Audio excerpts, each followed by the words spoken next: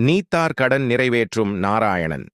சாதாரணமாக முன்னோர்களுக்கு வருடா வருடம் அவர்கள் மறைந்த தினத்தில் திதி கொடுப்பது என்பது நம் மரபில் வேரூன்றிய விஷயம்.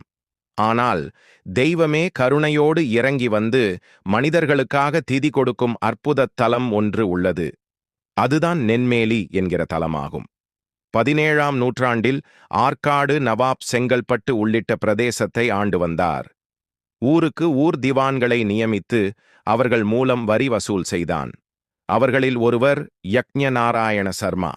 அவரது மனைவி சரசவாணி. குழந்தை பாக்கியம் இல்லாத அவர்களுக்கு ஸ்ரீமன் நாராயணனிடம் அளவு கடந்த பக்தி. அந்த நாராயணனையே தம் மகனாக எண்ணி வாழ்ந்தனர். நென்மேலியில் நாராயணன் கோயிலை நிர்மாணிக்கும் பணியை அந்த தம்பதியர் மேற்கொண்டனர். எந்த கட்டத்திலும் போதும் என்று அவர்களால் திருப்தியடைய இயலாததால் மேலும் மேலும் செலவு அதிகரித்து கொண்டே போயிற்று. திவானாக இருப்பவர், வரி வசூலிக்கும் அதிகாரமுள்ளவர், அந்த வசூல் பணத்தில் கோயில் கட்டுமான செலவை சரிகட்டுகிறார் என்ற சந்தேகம் தம்பதியை சுற்றி படர ஆரம்பித்தது. அதுவே கேள்வியாக கேட்கப்பட்ட போது, இவ்வூரையே காத்து பரிபாலிப்பவனுக்குத்தானே செய்தேன் என்று அப்பாவியாக கேட்டார்கள். ஆற்காடு நவாப் வரை இந்த செய்தி சென்றது. மக்களின் வரிப்பணத்தை தன் இஷ்டப்படி கோயிலுக்குச் செலவழிப்பதா என்று கோபமானான் நவாப். ஊருக்குள் அதிகாரிகள் சூழ்ந்தனர். ஊரிலுள்ளோர் பலர் விசும்பத் தொடங்கினார்கள். தனக்கான மரண தண்டனையை அறிந்த யக்ஞநாராயணர் கண்களை மூடினார். வைகுந்த பார்க்கடல் அவரை வா வா என்பது போல அலைகளால் ஆரவாரித்தது. யக்ஞநாராயணர் தம்பதி லட்சுமி நாராயண பெருமாள் சன்னதியின் முன்பு கண்களில் நீர் பெருக நின்றனர். உடனிருந்தவர்களிடம், நாங்கள் திருவிடந்தை செல்கிறோம், மரண தண்டனையை அங்கே ஏற்றுக்கொள்ளப் போகிறோம் என்று சொன்னார்கள். அதே சமயம் திருவிடந்தை திருக்குளத்தின் படித்துறையில் கைகள் இரண்டையும் சிரசுக்கு மேல் கூப்பி யக்ஞநாராயண சர்மாவும் சரசவாணியும் பிரார்த்திக்கத் தொடங்கினார்கள். முன் ஜென்ம பாவமோ வினையோ தெரியவில்லை. நாங்கள் இறந்தால் எங்களுக்கு ஈமக்கிரியை செய்ய ஒரு மகன் இல்லை. ஒரு சொட்டு நீரும் எள்ளும் விடக்கூட வாரிசில்லாமல் இப்படி அனாதைகளாக இறக்கிறோமே என்கிற வேதனை எங்களை வாட்டுகிறது. இறப்பது பற்றி கவலையில்லை. ஆனால் அதற்கு பின் சாஸ்திரம் சொல்லும் கர்மாக்களை எங்களுக்குச் செய்ய யார் இருக்கிறார்கள்? எங்கள் நிலையில் இவ்வுலகில் எவர் இருந்தாலும் உன் சன்னதிக்கு வந்துவிட்டால் அவரவர்களின் முன்னோர்களுக்கு நீயே சிராத்தம் எனும் நீத்தார் கடனை செய்துவிடு என்று உள்ளம் உருகிக் கரைந்தார்கள். பிறகு திருக்குளத்தில் இறங்கி மறைந்தார்கள். நாராயணன் திருவடி சேர்ந்தார்கள். நவாபும் ஊர் மக்களோடு சேர்ந்து கலங்கினார். மாபெரும் தவறு செய்துவிட்டேனே என்று கவலையுற்றார். இதற்கென்ன பிராயச்சித்தம் என்று லட்சுமி நாராயண பெருமாளை நோக்கி கைகூப்பினார். அப்போது லட்சுமி நாராயணர் முன்பு ஒரு பெருஞ்சோதி தோன்றியது. அது அசரீரியாக பேசியது.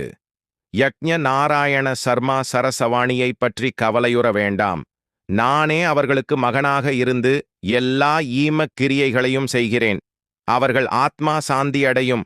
இன்னொன்றும் சொல்கிறேன். இத்தலத்தில் எவர் வந்து இறந்தோர் ஈம கிரியைகளை செய்ய வேண்டினாலும் நானே அவர்களுக்காக அந்த கடன்களை நிறைவேற்றுகிறேன். ஊர் மக்கள் பிரமை பிடித்தது போல் இருந்தனர். நென்மேலி எனும் இத்தலம் தென்றல் தாலாட்டும் அழகிய கிராமம். மத்தியில் குடிகொண்டிருக்கிறார் லட்சுமி நாராயணப் பெருமாள். சிறிய கோயிலாக இருந்தாலும் கீர்த்திக்கு குறைவில்லை. கருவறையில் பிராட்டியை மடியில் அமர்த்திக் கொண்டு சேவை சாதிக்கிறார். வைகானச ஆகம மகான்களால் ஆராதிக்கப்பட்ட இந்த மூர்த்தி காந்தம் இரும்பை கவர்வது போல தரிசிப்போரை வசீகரித்து கருணையால் ஈர்த்துப் பிணைக்கிறார். தாயாருக்கு தனி சன்னதி இல்லை. ஆனால் அபூர்வமாக சாள கிராம வடிவில் தாயார் அருள் பாலிக்கிறாள். அருகேயே இந்த தலத்தின் சிறப்பு. மூர்த்தியான சிராத்த சம்ரட்சண பெருமாள் உற்சவ மூர்த்தியாக எழுந்தருளியுள்ளார். இவர்தான் இங்கு நீத்தார் கடன் நிறைவேற்றுகிறார். திவசம், திதி, சிராத்தம் என்று பலவிதமாக அழைக்கப்படும் நீத்தார் கடன்களை அபர காரியங்கள் என்பார்கள். அதாவது சுபமற்ற காரியங்கள். ஆனால் இக்கோயிலில் அதெல்லாம் சுபமான நல்ல கிரியைகளாக கருதப்படுகின்றன. ஏனெனில் அதைச் செய்பவர் பெருமாளே அல்லவா?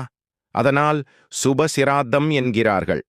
கோயிலின் பின்புறத்திலுள்ள விஷ்ணுபாதம் எனும் பெருமாளின் திருவடிக் கருகே சாஸ்திர பண்டிதர் வழிகாட்ட திதி கொடுக்க வந்தவர்கள் அமர்ந்து தங்கள் மூதாதையருக்காக சங்கல்பம் செய்து கொண்டு சுவாமியிடம் சமர்ப்பிக்கிறார்கள். இவ்வாறு சமர்ப்பிப்பதே சிராத்த சம்ரட்சணமாகும்.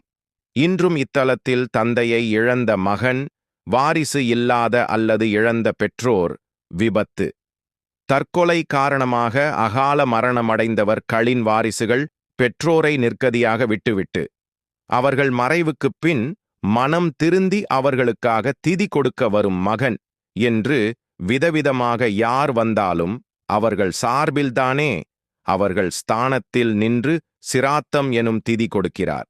சிராத்த சம்ரட்சண பெருமாள் கருணை கடலினும் பெரிது என்பார்கள்.